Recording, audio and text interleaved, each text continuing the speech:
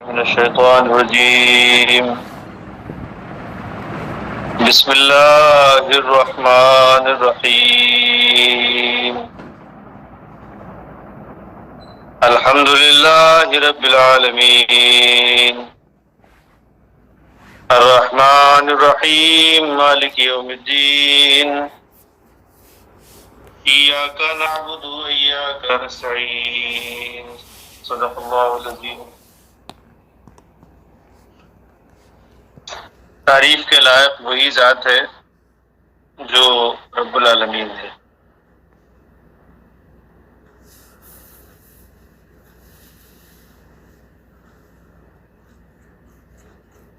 وہ جو ربوبیت کے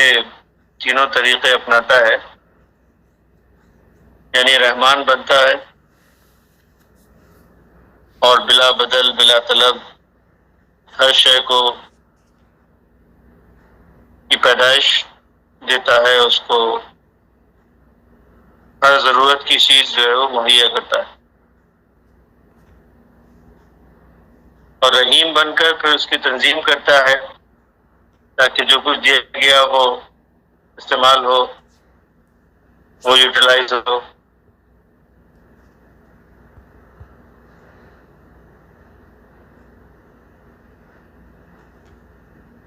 اور پھر مالک بن کر جو ہے وہ کاٹ چھانٹ کرتا ہے،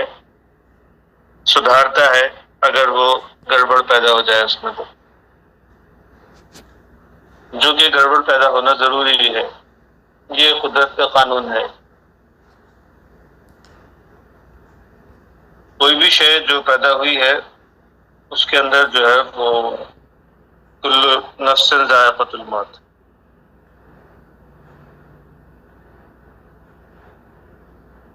ہر نفس جو ہے وہ اپنے موت کا ذائقہ چکھتا ہے. کوئی بھی شے جو ہے وہ ڈیٹوریٹ ہوتی ہے اور اپنی فارم چینج کرتی ہے، اسی کو موت کہتے ہیں.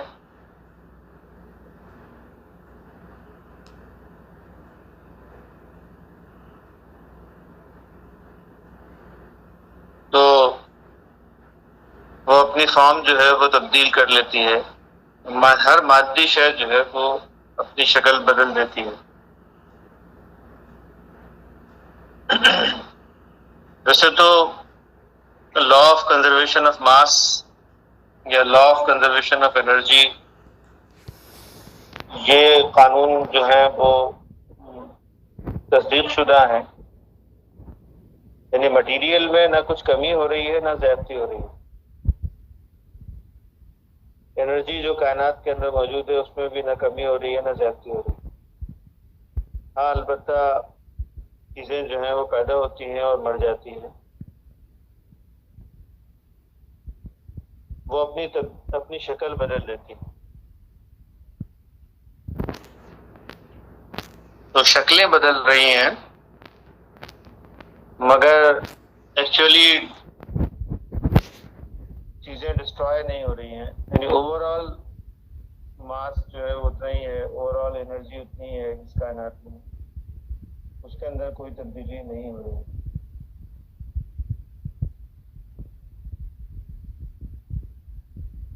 لیکن نفس جو ہے جس کا تعلق خواہشات سے ہے، تو یہ مر جاتا ہے. یہ اپنے وقت پر پیدا ہوتا ہے. ایک انسان جب پیدا ہوتا ہے تو ساتھ میں اس کے مادی خواہشات جو بھی ہوتی ہیں وہ بھی پیدا ہوتی ہیں، اور اس کے بعد پھر ایک پیریڈ گزرنے کے بعد اس کے رنگ بدلتے رہتے ہیں یہاں تک کہ وہ موت کا شکار ہو جاتی ہے، وہ مادی خواہشات مر جاتی ہیں. تو انسانی نفس جو ہے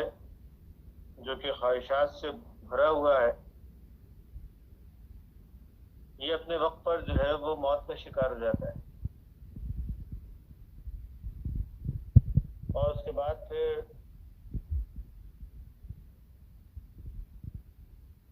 اس کا دوبارہ جی اٹھنا جو ہے وہ ممکن نہیں. اب انسان جو ہے وہ دوبارہ سے اس کا نفس جو ہے وہ پیدا نہیں کیا جائے گا، وہ اپنے وقت پر ختم ہو جائے گا، اور اس کے بعد پھر اس کو مرنے کے بعد ایک نئی زندگی دی جائے گی، گویا ایک نیا نفس جو ہے وہ اس کے اندر پیدا ہوگا، جو کہ پہلے نفس سے بالکل مختلف ہوگا۔ آپ دیکھتے ہیں کہ بچہ جب کوئی پیدا ہوتا ہے تو وہ بالکل زیرو لیول کے اوپر پیدا ہوتا ہے، نہ اس کے اندر کوئی میموری ہوتی ہے، نہ اس کی کوئی خواہشات ہوتی ہیں، بس خواہشات پیدا ہونا شروع ہو جاتی ہیں جیسے ہی وہ جنم لے لیتا ہے۔ جو ضرورتیں ہیں اس کی وہ سامنے آ جاتی ہیں، اس کو دودھ کی ضرورت ہے تو وہ رونا چلانا شروع کر دے گا،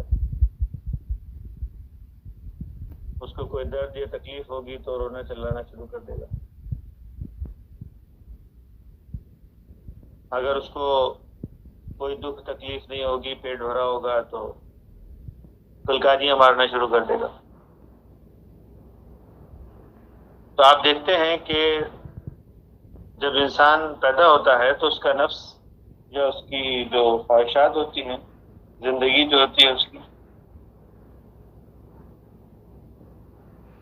سانس کا آنا جانا جو اس کا چل رہا ہے، اس کے ساتھ ساتھ اس کی خواہشات جو ہیں وہ جنم لینا شروع ہو جاتی ہیں، اس سے پہلے تک کچھ بھی نہیں رہتا۔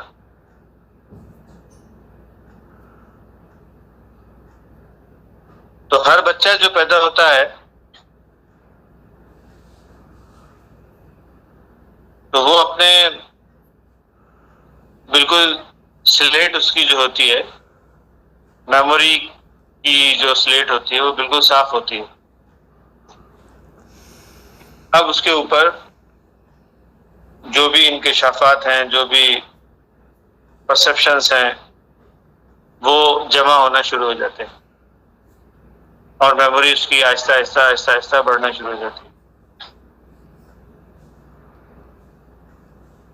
تو اللہ رب العالمین نے ایک ایسا نظام رکھا ہے کہ نفس جو ہے وہ موت کا مزہ چکھ لیتا ہے،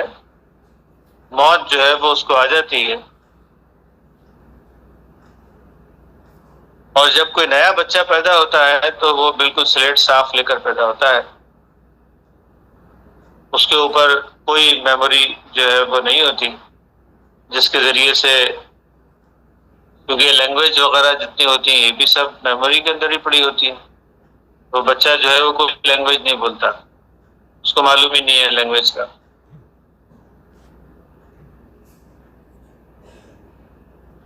سوچ اس کے اندر جو ہے وہ پیدا نہیں ہوتی، کیونکہ سوچ بھی ہماری میموری سے پیدا ہوتی ہے۔ تو بچہ جو ہے وہ نہ سوچتا ہے، ہاں بس اس کے ایکشنز جو ہوتے ہیں وہ بالکل نیچرل ہوتے ہیں،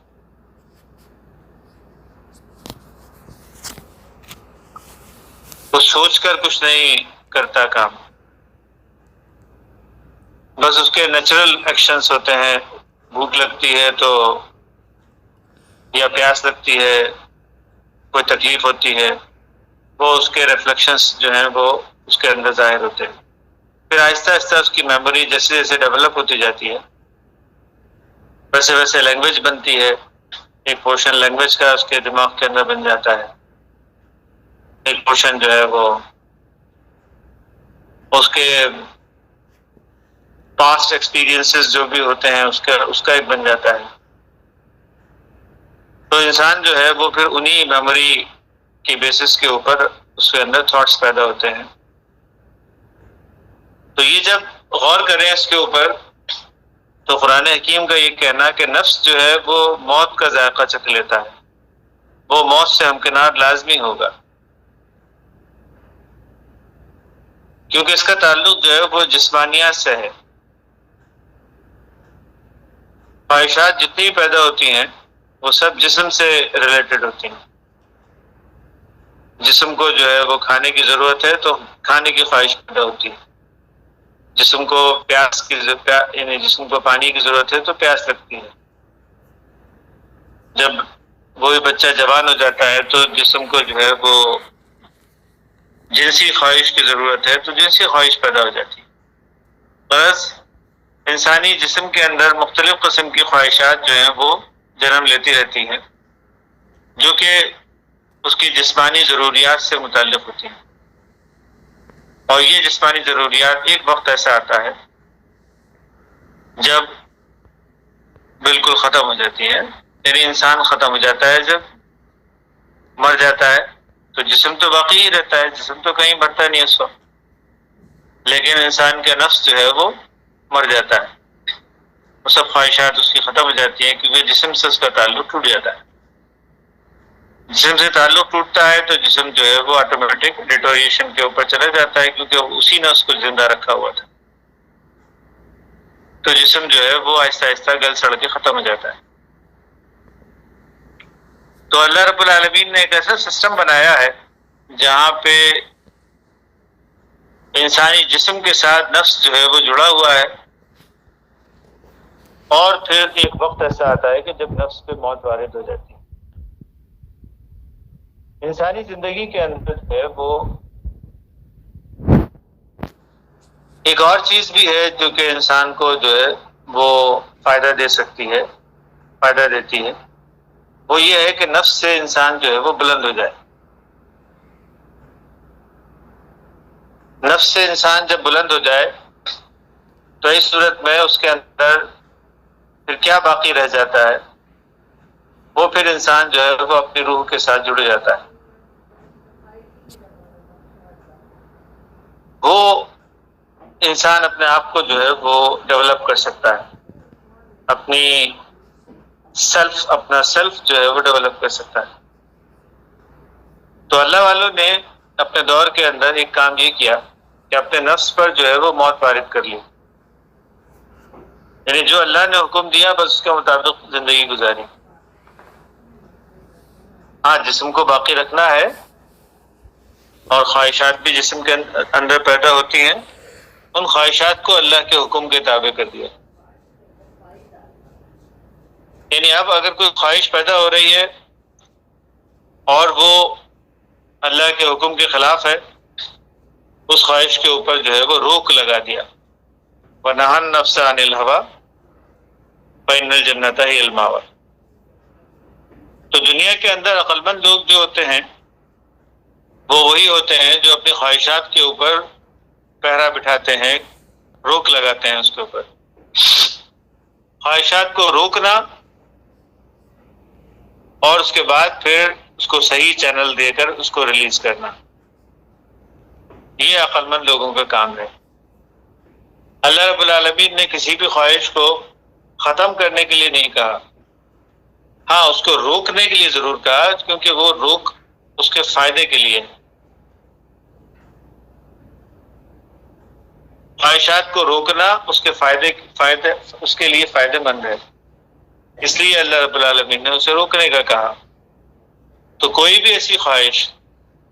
جو کہ انسان کو بعد میں نقصان دیتی ہے، مثال کے طور پر اس کو لیا جا سکتا ہے کہ جیسے انسان کو کھانے کی خواہش ہوتی ہے، کھانے کی خواہش بری نہیں ہے، لیکن زیادہ کھانے کی خواہش، مرغن کھانے کی خواہش، یہ انسان کے لیے فائدہ مند نہیں ہے۔ تو انسان زیادہ نہ کھائے، وہاں پہ روک لگانا ضروری ہے۔ انسان بہت زیادہ پیزا اور جو باہر کی تلی ہوئی چیزیں جو ہے وہ یہ نہ کھائے، وہ انسان کے لیے نقصان دہ ہے، انسان کو یہاں پہ روک لگانی پڑے گی۔ تو نفس کو جو ہے وہ روک لگانا بہت زیادہ ضروری چیز ہے۔ انسان جو ہے وہ برائی کی طرف چلا جاتا ہے، کیونکہ نفس اس کو برائی کی طرف اکساتا ہے۔ نفس چاہتا ہے کہ خواہش کو جو ہے وہ پورا کر لیا جائے کسی بھی صورت سے، لیکن انسان کا سیلف جو ہے وہ اس کو اس کی اجازت نہیں دیتا۔ وہ کہتا ہے کہ نہیں، اس کے اوپر روک لگانا چاہیے، تاکہ وہ خواہشات جو ہیں اس کو چینل دینا چاہیے۔ جیسی خواہش پوری کرنا ضروری ہے، اس کے لیے شادی کرنی چاہیے، اس کے لیے ناجائز تعلقات جو ہے وہ پیدا کرنا ٹھیک نہیں ہے۔ بھوک لگ رہی ہے تو کھانا چاہیے، لیکن کسی سے چھین کے نہیں کھانا چاہیے، یا کسی کا حق نہیں کھانا چاہیے۔ تو اللہ رب العالمین نے کچھ ایسے طریقے انسانوں کو سکھائے ہیں جس کے ذریعے سے انسان اپنے نفس کے اوپر جو ہے وہ روک لگا سکتا ہے، اس کو روکنے کی طرف توجہ کر سکتا ہے۔ ورنہ ایک را ذہن جو ہوتا ہے جس کی تربیت نہ ہوئی ہو، تو ایک غیر تربیت یافتہ ذہن جو ہے وہ اس کو قبول نہیں کرتا، اس کا نفس جو ہے وہ اس کو اکساتا ہے اس بات پہ کہ خواہش کو کسی بھی صورت سے پورا کر لیا جائے۔ اللہ رب العالمین نے خواہشات کو پورا کرنے کے چینلز دیے ہیں، الگ الگ چینلز دیے ہیں جو کہ سیف ہیں، جو انسان کو جو ہے وہ فائدہ دے سکتے ہیں فیوچر میں، اور اس کو فیوچر میں کوئی آخرت میں اس کو کوئی نقصان نہ پہنچے۔ لیکن انسانی نفس جو ہے وہ خواہشات سے بھرا ہوا ہے، وہ انسان کو دنیا کی طرف اکساتا ہے کہ بس اس خواہش کو فوراً پورا کر لیا جائے۔ دنیا دنا سے ہے، نزدیک ترین شے، فوری فائدہ، بس فوری فائدہ دیکھتا ہے، فوری فائدے میں پھر فیوچر میں نقصان ہوتا ہے، آخرت میں نقصان ہوتا ہے۔ تو قرآن حکیم جو ہے وہ بہت پریکٹیکل انداز سے انسانوں کو یہ بات سمجھاتا ہے کہ دنیا جو ہے وہ آخرت کی کھیتی ہے۔ جو قریب ترین چیزیں تمہارے پاس ہو رہی ہیں تو ان کو تم اس طرح سے ڈیولپ کرو کہ اپنے نفس کی خواہشات کے اوپر روک لگاؤ، تاکہ فیوچر کے اندر آخرت میں تم اس سے بہتر پھل جو ہے وہ حاصل کر سکو۔ تو جس طرح کھیتی میں آج بیج لگاتے ہیں تو کل اس کا پھل ملتا ہے، تو انسانی زندگی بھی جو ہے وہ اسی طرح سے ہے۔ آج جو کچھ ہم اچھا کرتے ہیں اس کے ریزلٹس جو ہیں وہ تھوڑے عرصے کے بعد ہماری زندگی کے اندر سامنے آتے ہیں۔ آج اگر ہم اپنی صحت کا خیال رکھتے ہیں تو کل ہم کو بیماریاں جو ہے وہ نہیں ہوتی ہیں۔ آج اگر ہم کسی کو دھوکہ نہیں دیتے ہیں تو کل کے دن ہم خود جو ہے وہ دھوکہ نہیں کھاتے ہیں، یا ہم کو اس کا نقصان جو ہے وہ اپنی زندگی میں نہیں ملتا ہے۔ تو اللہ رب العالمین نے ایک ایسا نظام بنایا ہے، رحیم ہے اللہ رب العالمین، اس نے اعمال کے رحیم ہے اور مالک ہے۔ اللہ رب العالمین نے ایسا نظام بنایا ہے کہ جہاں پر اچھائی انسان اگر کرتا ہے، فطرت کے مطابق کچھ کام کرتا ہے جو کہ قرآن حکیم کے اندر بیان کیے گئے ہیں، جس میں کوئی شک انسان کو کبھی ہو نہیں سکتا، لا ریب فیہ قرآن حکیم کہتا ہے، کیونکہ وہ فطرت کے مطابق ہے۔ تو جب انسان فطرت کے مطابق کام کرنے لگتا ہے تو اس وقت اس کے بینیفٹس جو ہیں وہ اس کے سامنے آتے ہیں، کئی گنا بدلہ جو ہے وہ اس کا دیا جاتا ہے۔ رحیم کہتے ہیں کئی گنا بدلہ دینے والے کو، ایک عمل کا جو انسان کرتا ہے اس کا کئی گنا بدلہ اس کے سامنے آتا ہے، اس کے بینیفٹس جو ہیں وہ اس کی لائف کے اندر آنے ضروری ہیں۔ لیکن اگر زندگی کے اندر کچھ گڑبڑ ہو رہی ہو تو اللہ رب العالمین پھر مالک بنتا ہے، اور اس کے آفٹر ایفیکٹس جو ہوتے ہیں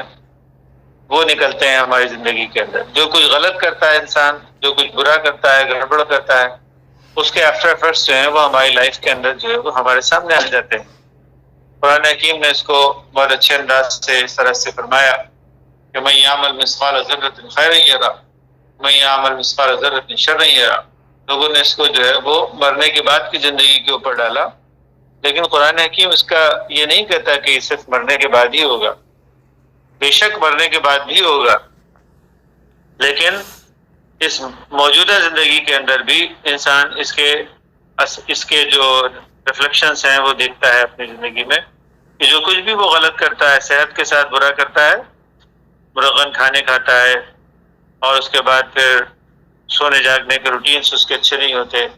اس کے ایکسرسائزز کے روٹین اچھی نہیں ہوتے، تو ایسا انسان جو ہے وہ فیوچر کے اندر جا کر تھوڑا عرصے کے بعد اس کے آفٹر ایفیکٹس اس کی لائف کے اس کی